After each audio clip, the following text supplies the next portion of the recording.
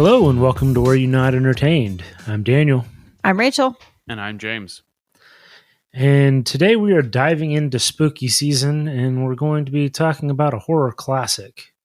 So we're talking about the original A Nightmare on Elm Street from 1984. The 84. Yeah. I was 3 years old, to date myself. Yeah, I wasn't alive, but I saw this movie. So it was yeah. I would hope so if we're doing an episode. I hope we've all seen this movie. So I'm prepared.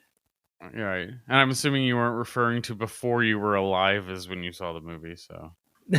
Yeah, absolutely. Okay. Saw it in the womb. 6 years before I was alive, I saw Mhm. this film.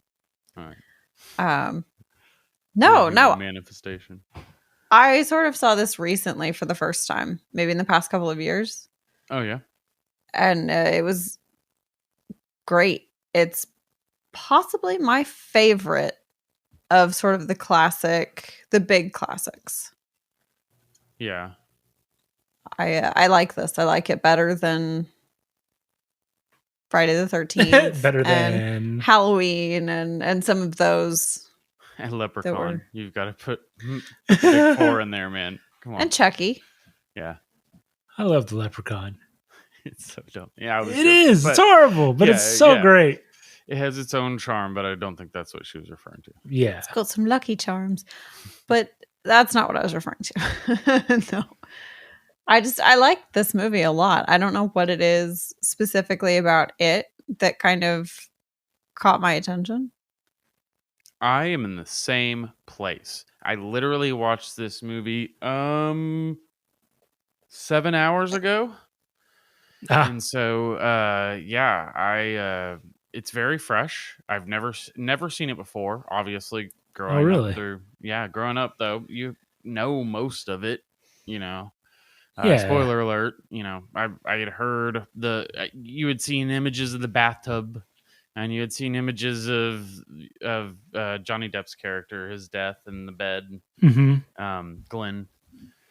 And, you know, I'd even seen the finale where he breaks through the glass and grabs the mom and pulls the tummy inside. Yeah. Which is so funny. But I loved this. And I loved it because it did something really interesting. It walked a fine line of not going too far down a path and also giving you enough. It starts off kind of slow where the first half of the movie is literally just these kids are being scared and dying. Right. And then the second half has the kind of more trying to understand Freddy and digging into the mystery of Freddy and getting the backstory of who Freddy is and how to defeat him and setting up the traps and the kind of self-actualization of, no, I'm going to kick this guy's ass. And it really comes down to the power that you give it. And there's a lot of great things that it does at the end. And it also doesn't dive too deep into those because a lot of movies will end up killing the movie with that. You know, it doesn't say how because he got killed, he's suddenly invading children's nightmares. They don't need to tell us that, but that's what we needed to know to make the story interesting and add that element of the supernatural beyond just dream monster. Right. And I don't know. I really liked this. I thought that it was hokey and it had that 80s slasher flick style to it. And in spite of the fact that, you know, I like some of the stuff Johnny Depp's done later, I don't think he was particularly amazing in this. I don't think anybody was. They were fine. But, you know, nobody was amazing in this. I'm gonna go ahead and say that. And I don't know if that's because they were all young in their careers or if it was that they were intentionally doing it for the slasher motif and style, but it works. And that's definitely not what I went in for. I wasn't expecting Academy Award winning performances. Because spoiler alert, I don't think they got any. No. But yeah, I really like this. That's my rant. Yeah, I totally agree. I think as far as at least some of the others that I've seen, the classic slashers of the time, this one I think just kind of had a little bit better story somehow. It wasn't more believable, obviously, but there was just something, I don't know, more relatable, I guess, with the teens in a high school sort of setting, at least for me. And it just, Yeah. I thought it was really fun. They did a lot of really, really interesting things as far as like practical effects and that sort of thing. I know a lot of it was hokey, but You're dead on right there. That's what was part of it that I liked. I noticed it, but I didn't know how to say it. The kids and the parents have realistic relationships. Most movies involving teens in that era and to this day put it as this weirdly contentious relationship. I guess recently we've had less of that. But yeah, it doesn't have that really stereotypical, you're crazy, you do what I say no matter what. I mean, they had a touch of it, but it was the parents still listened to their kids and seemed to genuinely care about them as people more than you have to follow rules at all time kind of dogmatic parents that you get in most of those movies. Yeah, which I think was a little more indicative of like parents of teenagers in the, late 70s, early 80s.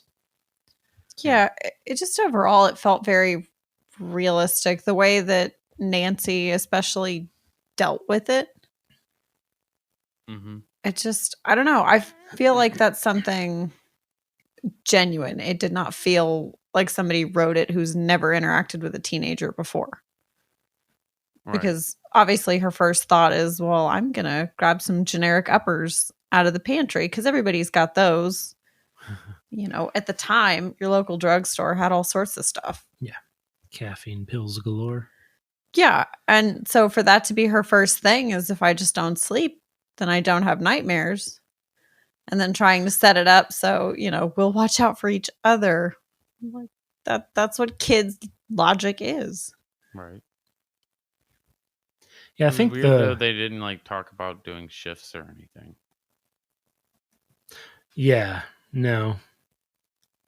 Well, they died off too quickly.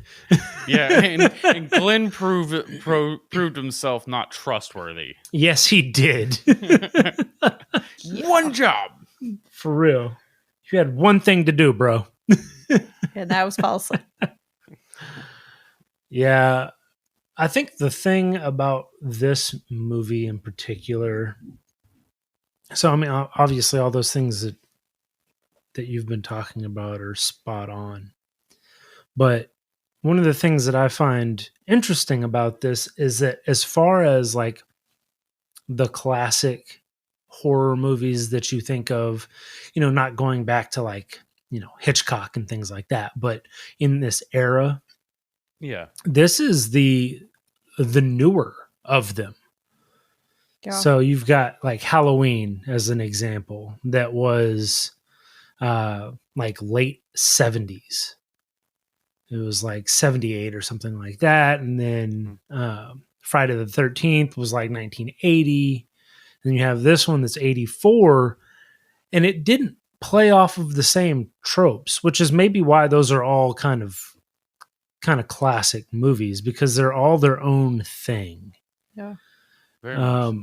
And this, it's got so many things that are reused in movies today.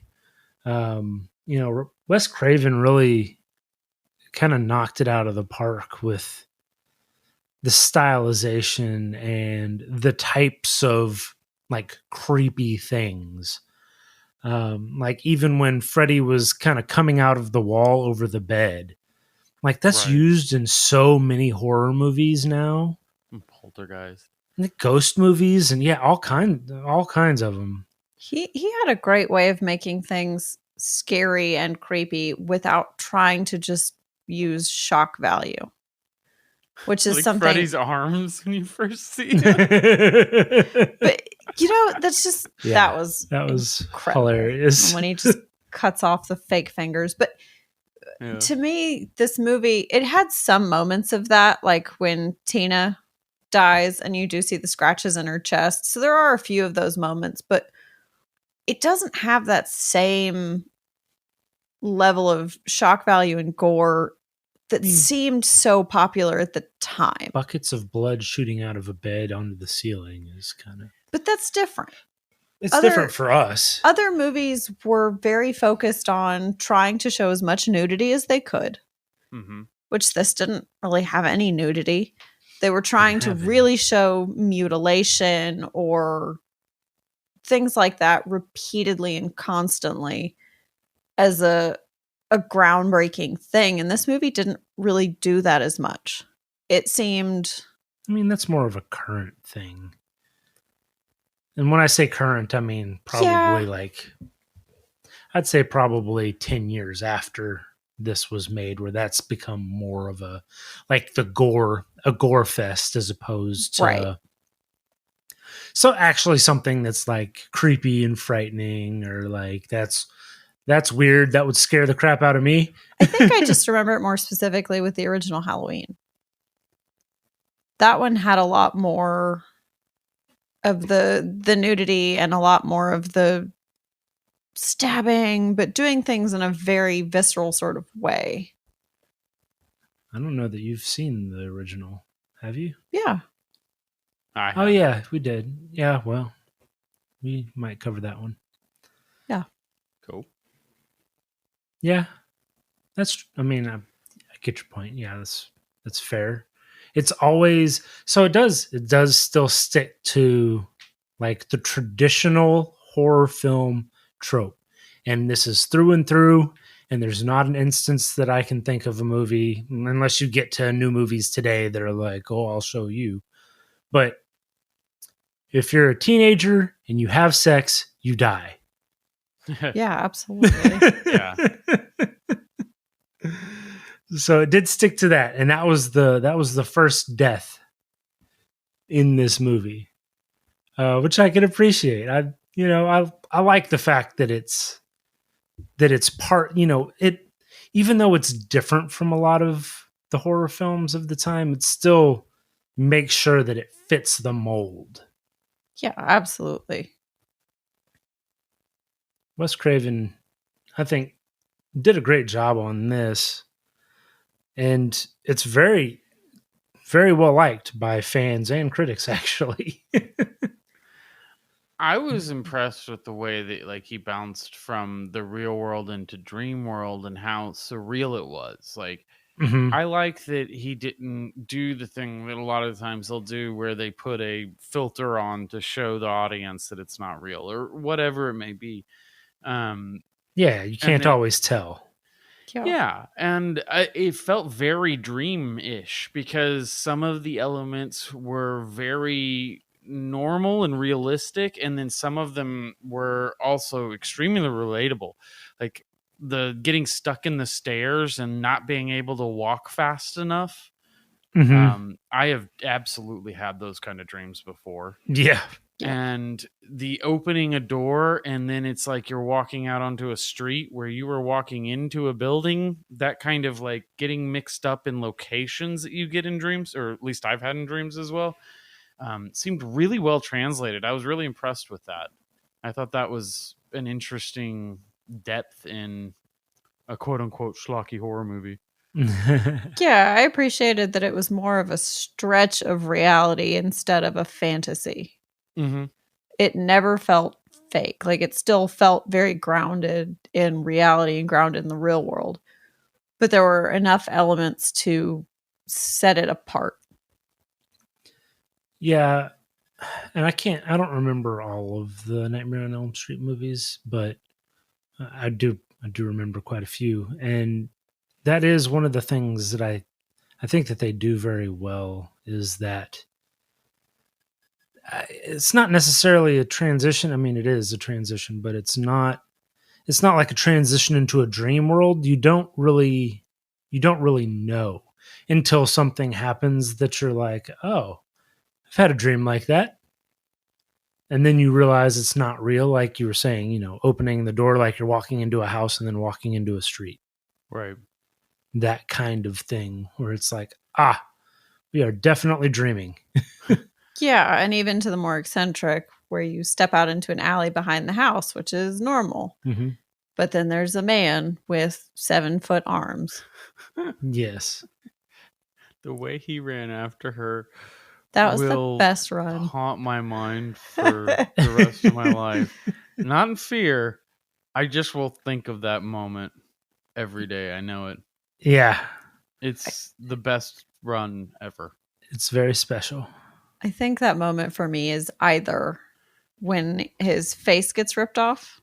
Yeah, that's pretty good too. And it's that very fake face with the eyeballs popping out, or it's when her mother dies. And she just sinks into the bed. Yeah, clearly lowered Peace down out. on this platform, and there's like thunder and lightning inside the bed. I love how she love has that her hand moment. up, like throwing a deuce, basically. Yeah.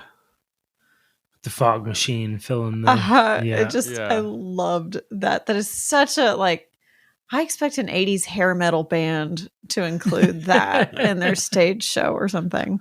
Yeah. This is our entrance.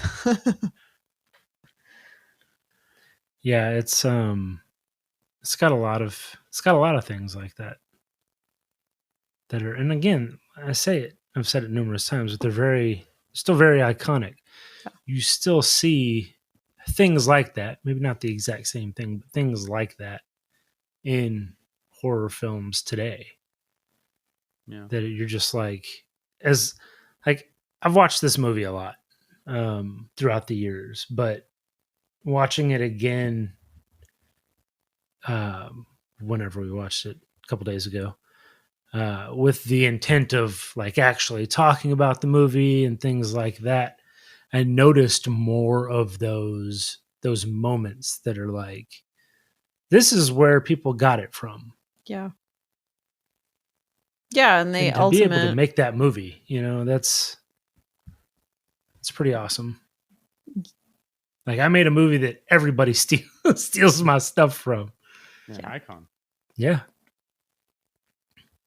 An absolute icon. And it's not even that long. It's like an hour and a half. Yeah, that's a normal movie back then. We've just gotten used to 2.5 hours as a normal movie, where that would have been, you question whether you even watch it if it's that long. Yeah, and it's got everything. It's got teenage rebellion. It's got crop tops. It's got weird hokey effects. It's awesome. Got what? Roper from Enter the Dragon. Oh. Her dad? Yeah. John Saxon. Yeah. And Johnny Depp. And Robert Englund. Yeah, that's a horror legend right there, right? Yeah. Yeah. Absolutely. So, wow, we haven't had a movie that all three of us just unanimously really loved in a while, have we? Oh, there's been a few. But there's been a few. It's been less common recently. Yeah. I was not expecting to like this as much as I did. Really? You were just going into it I was going into it as this is a classic. But, when you live through the vast majority of your life with that being a classic, the things that made it amazing lose all their novelty and don't have the impact that it does when it was the original. And there's always a fear going back and watching those that you're going to get a big meh from me. Yeah, that's fair. Not because it's bad, but because, it became the thing. So. Yeah.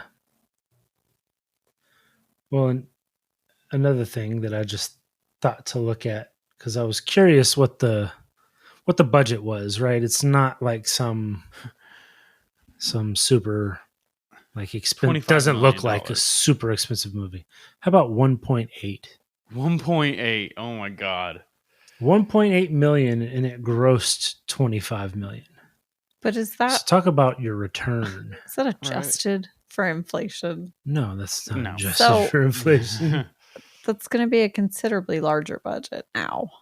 But still, it is a tiny budget for such a lasting film. Well, considering the fact that you spend almost $2 million and you make 25, I mean, that is a success. It's no Waterworld, I'll tell you that much. Nope, it is no Waterworld. But I mean, we're not talking Lone Ranger money or anything, but it did all right. but it's no wonder that there's like 7 of these things. Right. You know, it created something, it was successful, and then it just kind of took off, and you know, it's been bastardized over time. Absolutely. But yeah, I think so, like in the other ones, in the next ones, like 2 and 3, they delve a little bit more into like the lore of what happened in the first one, like why it's that way, what are they talking about when they, you know, we burned him alive, basically. I They got did the burn him alive. picture. I mean, Well, do you assuming they understand? found the body because they got the glove. Well, right. So it's kind of curious, isn't it? I'm assuming that he died because he's in their dreams, for Christ's sake. He absolutely died. Yeah. Yes. And then the girls playing jump rope. Mm. And like what that's kind of about, and yeah. So here's a question. I'm going to go ahead and ruin the beginning of the next movie for me. Was the Okay. last scene in canon? Like, does it start off with Freddy just killed her mom and they got driven off in a Freddy car in broad daylight? Or this is all still a dream as well and she's like in a mental institution? Or do they ever talk about it again? Right, or is it just do. like retcon and the end doesn't matter of that movie and they just move on like it never happened? Yeah, so I don't entirely remember. Fair. Okay. Yeah, I can't. Well, if somebody remember. remembers, reach out to us because I'm lazy and I'm not watching a movie for a movie podcast. Do my own research. I feel like with a series like this, kind of like the Friday the 13th, right? There's not really like hard and fast facts. There's a few, but for the most part, they can sort of change things movie to movie. Well, they can do whatever they want, especially since, you know, the scary parts of this particular movie or these series of movies is the dream world. Right. And they do such a good job of like not really telling you what's a dream and what's reality. So yeah, you could do whatever your imagination. I feel like maybe there's 1 or 2 things that they hold true to, but then basically anything else they can sort of change at will. Freddy's bad. Well, right. He's the villain who murders people, and that's kind of like the hard and fast fact. Other than that, sometimes he's dead, sometimes he's not dead, or he's been murdered for various reasons or whatever. I'm surprised they haven't made one where he's just misunderstood. Don't misunderstand the knives on my fingers. They're for pruning the trees. It's Yes, the metaphor for how I can't get close to people. Yes, exactly. Okay. Well, I don't know why that feels like you're describing Joker, but let's move on. Because it's all turned into that recently. Anyway, you guys want to get into favorite scenes? Yeah. Do you want me to start? Sure. Somebody's Okay. going to start. Yeah, you Yeah. start. What do you got? So my favorite scene is actually the what I like to refer to as the Home Alone scene, when she sets where all she's the setting up booby the traps and traps. stuff. Yeah. Yeah. Oh, yes. Yeah. So they have the montage. See, she tucks her drunk mom into bed. Right. I don't know. Like, she tells her dad, show up at this specific time, and then she like tucks her mom into bed and then sets all these traps. And I'm like, did you tell him that like 2 hours ago, or like what's the deal? But so I mean, if she's- that's the part that where the movie falls down for you, I think you should like re-examine the first part of the movie. yeah, no, I just thought it's funny It was pretty fun. because she's like, be here in 20 minutes, and then Yeah. and then I'm like not 2 done in hours 20 later, 2 hours Right. worth of work later. She spends very not 20 minutes. She had already set everything up. She just didn't actually like pull the hammer back and put it in place. It was already tied up. And Right? Yeah, exactly. all the prep work was done. It was just you just got to do the finishing work. Final details. Right. Absolutely. Exactly what you saw on camera. Yeah. That and nothing more. And then fall asleep. Mhm. But no, after doing all that and then laying down to face a nightmare demon and try to bring him into the real world, it might take longer than 20 minutes for me to fall asleep. it would absolutely take Just me longer saying. than 20 minutes. Absolutely. Sorry. That'd You be were saying- amped up. Right. No, but setting up all that stuff, and then the actuality of pulling Freddy out and then actually having him go through all these traps, knock open the door to the bedroom and get smacked in the balls with a sledgehammer.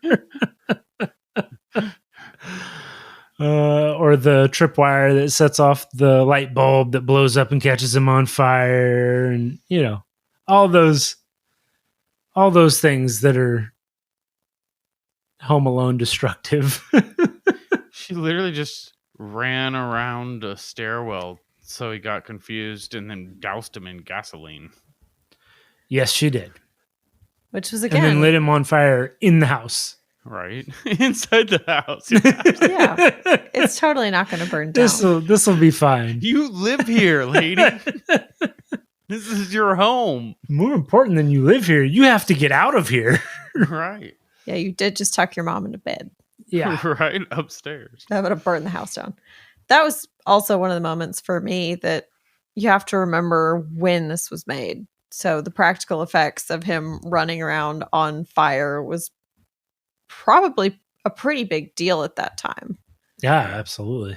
Pretty surprising. And how do we do this exactly? This man is literally on fire. Yeah. Yeah. So that's my favorite scene. I just enjoy the booby trapping and the antics that ensue. It's a good It's a very choice. good scene. Absolutely. I love it. Who's next? Oh, I'll go next. Unless you want to, Rachel. No, you can go. Okay. Mine was similar. It was when Nancy really kind of got it in her head that it was going to be that she had a plan and had Greg, stand watch for a handful of seconds before he fell asleep like a loser. Sleepwatch. Yeah. Oh, Glenn. Glenn. Yes. Yeah, Glenn. I was like, wait, who's Greg? Who's Greg? But then the way that like goes to her seeing that God, what is his name? He was in the movie for such a short period of time. Rod. See Rod in the jail cell. And that kind of blurring of the lines, because she's in a dream because she's getting the Nancy calling to her. Right. And Glenn isn't there, and she's walking around in her pajamas and stuff. And you get that weird door effect that I was talking about earlier. But you actually see Rod in there and see Freddy after him. And then the whole plan going to shit and Glenn not waking her up when she's getting attacked, but then finally the alarm clock going off and saving the day. It's a good thing she had a backup plan, Lord. Yeah. Yeah, absolutely. And then running to the police office. And at that point, that's when I think the father should have had a few more questions. How did she know? Yeah, how'd you know? Why are you running to the police station in the middle of the night saying check on the guy and the guy's dead? Like, that's when things should have been like, all right, I don't know what's going on, but I'll probably check things when you ask me to frantically next time. Like, you know, when you're like, I'm going to fight the guy who's killing everybody. Come check on me in 20 minutes, kind of check on you when you ask me to next time.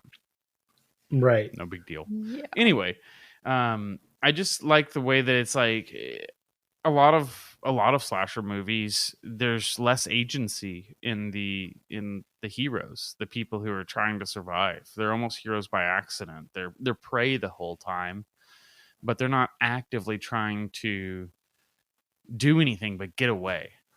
And Nancy's not having any of it. And I don't know. I thought it was a really interesting take, and it was one of those things that endeared me to the character, which is something that, especially with teen slasher movies, is something that is harder for me to do because they're usually very tropey. Yeah. I could see that.